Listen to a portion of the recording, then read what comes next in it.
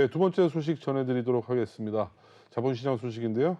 주변 기기를 제조, 판매하는 회사 PDA와 관련된 포인트 모바일이라는 회사가 있어요. 네. 이번에 결국 감사 기한 내에 감사 보고서를 제출하지 못해서 어떻게 거래 정지인가요 지금 어떤 예, 상황이죠? 거래 정지가 된 네, 상태고요. 현재 거래 재개 시점이 불투명해진 상황입니다. 네, 포인트 모바일은 지난 2022년 이 3월 말에 2021년도 감사 보고서에 대해서 이 감사 범위 제한, 한정 의견을 받아서 상패 사유가 발생을 했었습니다. 그 당시에 거래 정지 상태에 놓였었는데요. 포인트 모바일은 상장 폐지 사유가 발생한 후 이의 신청을 제출해서 개선 기간을 부여받은 상황이었습니다. 이의 신청을 할 당시만 해도 이 빠르게 상패 사유를 해소해서 이 거래 재개가 될 것으로 주목을 받았지만 1년 넘게 거래 정지가 된 상태고요. 이 포인트 모바일이 지난해 사업 보고서도 제출하지 못하면서 이 사태가 더욱 장기화될 가능성이 높아지고 있습니다.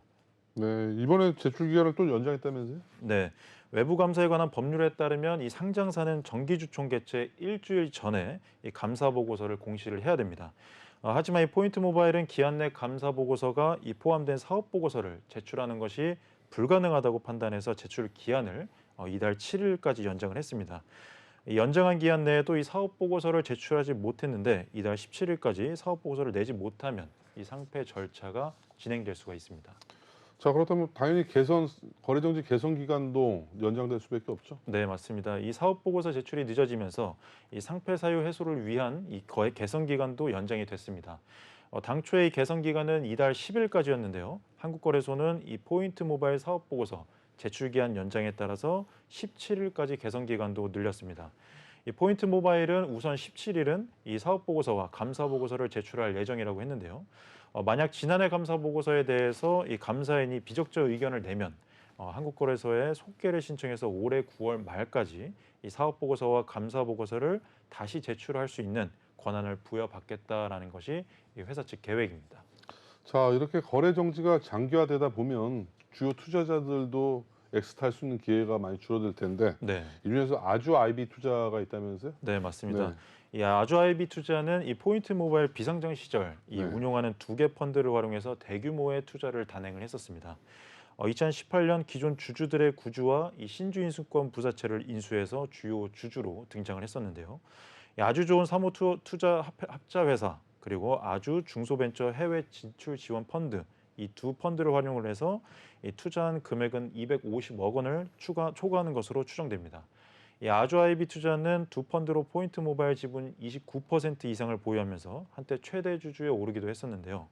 2020년 12월 이 포인트 모바일 상장 직후 두 펀드의 지분율은 23.14%로 조정이 됐습니다. 자, 아주 IB 투자는 IPO 당시 신규 상장될 때 포인트 모바일이 그때도 네. 상장 흥행을 상당히 많이 조성했다면서요? 예, 맞습니다. 아무래도 이 지분이 많다 보니까 그럴 수밖에 없는 위치였는데요. 네. 이 아주 아이비 투자는 이 포인트 모바일 IPO 과정에서 보유한 이 신주 인수권 워런트를 회사에 매각하면서 상장 흥행을 돕기도 했습니다. 이 포인트 모바일은 코스닥 입성을 준비하는 과정에서 아마존과 이 조건부 신주 인수권 매매 계약을 체결했었는데요. 이 아마존이 포인트 모바일 제품을 구매하는 규모에 따라서 신주 인수권을 행사할 수 있는 권리를 부여하는 내용이었습니다. 당시 아마존이었으면 상당히 흥행에 성공했을 것 같은데 네, 어땠나요? 그 당시에는 엄청난 호재로 인식이 됐었습니다. 해당 제품 공급 계약으로 이 포인트 모바일은 최대 2억 달러, 하나 약 2,654억 원, 2,645억 원의 이 매출을 실현할 수 있을 것이라고 기대가 됐는데요. 물론 매출 실현이 반드시 보장된 것은 아니지만 이 국내 중소기업이 세계적 기업과 계약을 체결했다는 사실만으로 세간의 큰 관심을 받았었습니다. 그렇죠. 뭐 아마존이랑 계약 체결했으면 상당히 큰 호재고 네, 뭐 그야말로 시체말로 점상을 갈 수 있는 네, 그런 계기를 만들었다라고 파악이 되는데 네. 또 이런 과정에서 포인트 모바일은 그 기존 FI들로부터 워런트를 또 인수했다면서요? 네. 포인트 모바일은 이 아마존이 행사할 수 있는 워런트를 확보하기 위해서 이 기존 FI들이 보유한 워런트를 매입을 했습니다. 이 워런트 행사가가 당시에 5,124원이었는데 이 확정 공모가 15,000원보다 매우 낮기 때문에 이 포인트 모바일 상장 후에 이 신주인수권을 행사하면 큰 차익을 실현할 수 있는 상황이었습니다. 그럼에도 이 FI들은 이 아마존이 이 전략적 협업자로 나선 만큼 이 부분을 긍정적으로 판단해서 이 회사의 미래 성장을 위해 이 대승적 판단하에 이 워런트를 회사에 매각을 했었는데요. 이 회사와 투자자 모두 워런트 매각가를 공개하진 않았지만 이 투자자 입장에서는 이 큰 수익을 실현할 수 있는 수준은 아니었던 것으로 알려졌습니다. 이 FI 중 가장 많은 규모의 워런트를 보유한 이 아주 아이비 투자 역시 이 당시에 80% 정도를 회사에 넘긴 것으로 알려졌습니다. 어쨌든 뭐 이런 덕분에 수요 예치 IPO 당시 상당히 큰 흥행이 됐겠어요? 네, 이 FI의 이 지원 그리고 협업 덕에 이 포인트 모바일은 수요 예측 흥행에 성공하면서 코스닥 시장에 입성을 했습니다. 네. 이 공모가는 공모밴드 13,000원에서 15,000원 최상단인 이 15,000원에 확정이 됐고요. 상장 후 주가도 강세를 보이면서 상승을 했었습니다. 이 아주 아이비 투자도 지분 일부를 처분하면서 이 성공적인 엑시트를 예고를 했었는데요. 2020년 12월에 보유한 이 보통주의 10% 정도를 6만 원 이상의 단가로 장내 매도하면서 회수한 금액만 99억 원에 달합니다. 예, 상당히 큰 돈을 벌었는데 또 이후에 무상증자를 또 진행했었죠. 그러면서 아주 아이비 투자가 계속된 투자금을 회수하기 위해서 뭐 흥행물을 계속 유도를 했네요, 보니까. 네.